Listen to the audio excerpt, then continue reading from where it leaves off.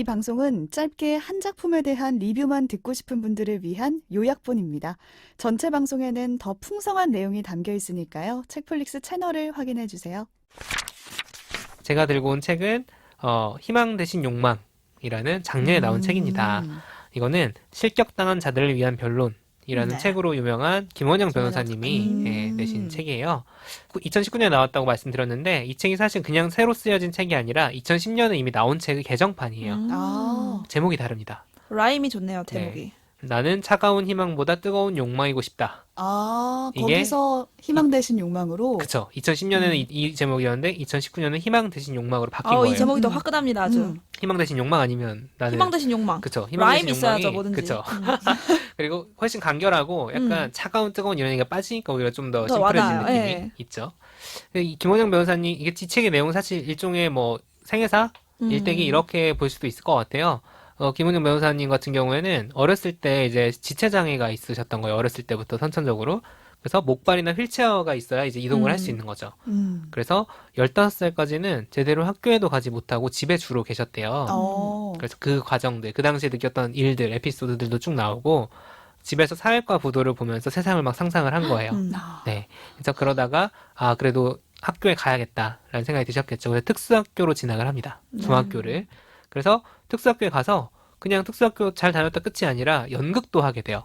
연극을. 그게 네. 생각을 해보면 사실 연극을 어떻게 장애인이 할 수 있지? 지체장애인이 그것도? 그렇죠. 어떻게? 그 특수학교면 사실 지체장애인뿐만 아니라 굉장히 다양한 장애를 가진 분들이 섞여 있을 텐데 연극이 가능할까라고 생각할 수 있지만 사실 그것도 어떻게 보면 편견인 거죠. 네. 그래서 그런 연극도 하고 이렇게 여러 가지 경험들을 하게 되고 그 다음에는 고등학교를 가게 되는데 고등학교는 일반고로 가게 돼요. 네네. 특수학교 사실 어떻게 보면 특수학교가 이제 장애를 가진 사람들이 같이 있다는 것뿐만 아니라 시설이라거나 전문적인 인력이라거나 그쵸. 이런 것들이 훨씬 잘 돼 있을 수밖에 없거든요. 그럼에도 불구하고 일반고로 가게 되는 그런 결심들. 그래서 세상으로 나가는 거죠. 어떻게 보면 좀 더 넓은 세계로. 주수인 같네요. 그렇죠. 쉬운 선택이라고 여겨지는 것을 거부하고. 네. 그렇죠. 그래서 이런저런 고교 시절 에피소드가 또 막 나와요. 근데 이제 이게 막 또 그냥 공부하고 이런 얘기는 아니지 않겠습니까? 그래서 일진이랑 막 화장실에서 맞짱을 뜰 뻔한다. 그러다가 어떻게 서로 이렇게 그 싸움을 피했는지라든가 좀 이런 사연들이 쭉 나오는 게 되게 소위 말하는 비장애인들이 거칠 수밖에 없는 혹은 거쳐왔던 그런 보편적인 경우가 좀 달라요. 그런 시각들도 되게 많이 드러나고 에피소드도 다양하게 담겨 있습니다. 또 대학에 진학해서는 대학들이 사실 요즘은 어떤지 모르겠는데 예전만 해도 계단이 너무 많고 네. 소위 이동권 문제 같은 것들이 되게 있었던 맞아요. 대학들이 많아요. 그래서 이거 해결 요구하면서 시설들을 좀 바꾸기도 하고 그리고 로스쿨에 진학해가지고 변호사가 되기까지 한 거예요. 그 과정들이 쫙 나와 있는 책이에요. 근데 이 책을 제가 왜 이렇게 좀 사실 어떻게 보면은 그냥 장애인이 노력해서 극복하고 성공했어. 뭐 이런 얘기로 들릴 수가 있잖아요. 근데 제목에도 있지만 이 책은 욕망에 대해 이야기하는 책인 거예요. 내가 뭘 하고 싶었다. 뭐를 하고 싶은데 그것에 그 길로 가기 위해서는 무엇들이 바뀌어야 되고 이런 것도 되게 솔직하게 담아낸 책인 거죠. 그래서 책 제목이 희망 대신 욕망이잖아요. 보통 왜 희망 대신 욕망일까? 또 희망을 얘기하잖아요, 사람들. 그러니까요. 희망을 가지세요. 이렇게. 그쵸. 딱 그거. 희망 가지세요. 좀 시혜적인 시선으로 막 그렇게, 혹은 막 연출도 되게 불편하게 하죠. 비장애인이 가서 장애인한테 봉사활동을 도와주는 한다거나, 모습, 막. 좀 그런 것들이 친구가 나오는데. 되어주고 뭐 그쵸. 원하지 않는데. 그래서 막 대상만 되는 거예요. 장애인은. 비장애인이 무언가를 하는데 그 대상만 되는 건데, 그게 아니라 자기가 욕망의 주체라는 걸 굉장히 적나라하게 보여주는 너무 거죠. 중요한 거죠. 그래서 이분이 나는 핫한 장애인, 야한 장애인이 되고 싶다. 이런 얘기들을 막 하셔가지고, 사실 제가 방송을, 작년에 다른 방송을 하고 있었는데, 거기에 그 인터뷰를 모신 적도 있어요. 이 책 나왔을 때. 네. 그러니까 이런 욕망을 가진 장애인. 그게 뭐 연애에 대한 걸 수도 있고 아니면은 어떤 그 직업에 대한 야망, 걸 수도 그쵸, 있고. 취업에 대한 걸 수도 있고 직업에 대한 걸 수도 있는 거죠.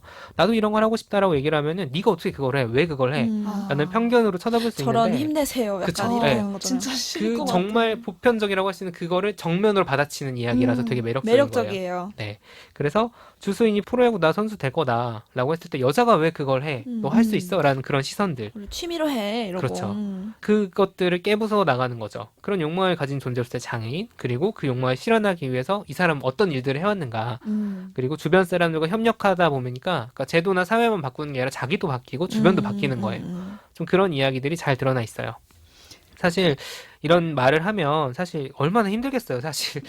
결과적으로는 지금 어떻게 보면 한 스텝씩 밟아왔고, 지금 연극 배우로도 그 활동을 하고 계시고 변호사로도 아. 활동을 하고 계시고 작가로서도 활동하고 계시지만 그 힘든 일들을 해내는 동력은 사실 모두가 같다고 저는 생각을 해요. 나도 뭘 하고 싶다.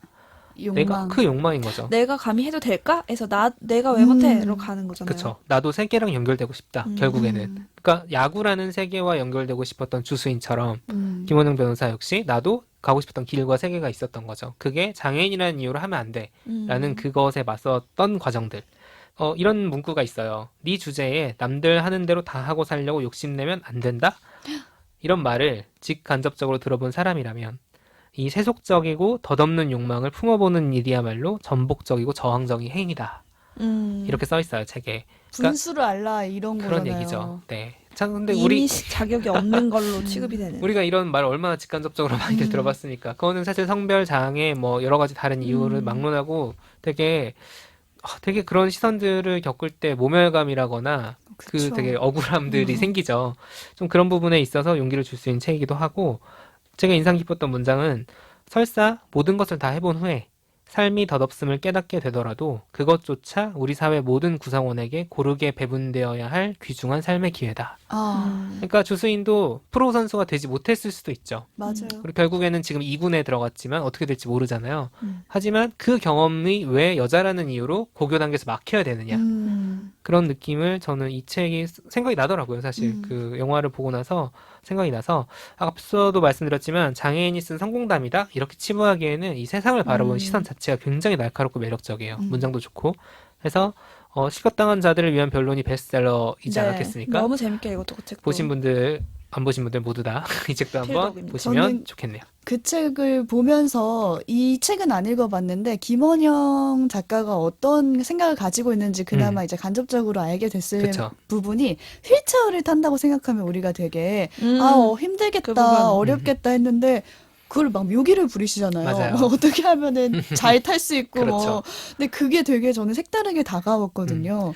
실제로 연극을 작년에 하셨는데 그 연극을 제가 보러 갔었어요. 보러 갔었는데 정말 멋있어요. 그 퍼포먼스가 되게 멋있고 그리고 그 휠체어 타는 경험에서 뭐 몇 초 간격으로 민다라거나 우아하게 휠체어 타는 맞아. 법을. 근데 전 좀 반대인 게 우아하게 타는 법을 막 설명한 게 되게 페이소스가 느껴지잖아요. 아, 사실은 맞아요. 그런 거잖아요. 그러니까 그쵸, 나는 그렇긴 하죠. 멋있게 휠체어 타는 사람 말고 멋없이 걷는 사람이 되고 싶을 거 아니에요. 너 선택해봐. 너 못 걷는데 되게 멋있게 휠체어 탈 수 있는 사람이 될래? 아니면 그냥 볼품없이 걷는 사람이 될래? 그게 휠체어를 선택한 사람이 아닌데 이렇게 얘기하기까지 얼마나 이 사람이 단단해지기까지의 과정이 길었을까? 그러니까 실제로 지금 그게 뭔가 그거를 정말로 선택을 해라. 그런 상황은 주어지지 않죠, 사실. 그렇죠. 주어지지 않지만 자기의 어떤 상황을 이걸 돌아보는 그런 것들. 극단이 이제 그 연극인 것 같아요. 그 완전 그렇게 승화시킨 거에 가장 극대화된 게. 그거를 너무 표현을 멋있어요. 하는 방법을 되게 많이 가지고 계신 분이라서 매력적인 것 같아요. 맞아요. 되게 단단하죠. 그렇게 나 이렇게까지 탈 수 있어라고 자기 입으로 자기가 말을 한다는 게 진짜 그쵸. 얼마나 그냥 많은 유머라기에는 네. 너무 이제 깊이가 있는. 그쵸. 네, 재밌네요. 이게 야구소녀와 연결된다고 했을 때 되게 신기했거든요. 단순히 한계에 도전하는 얘기라서 그런가?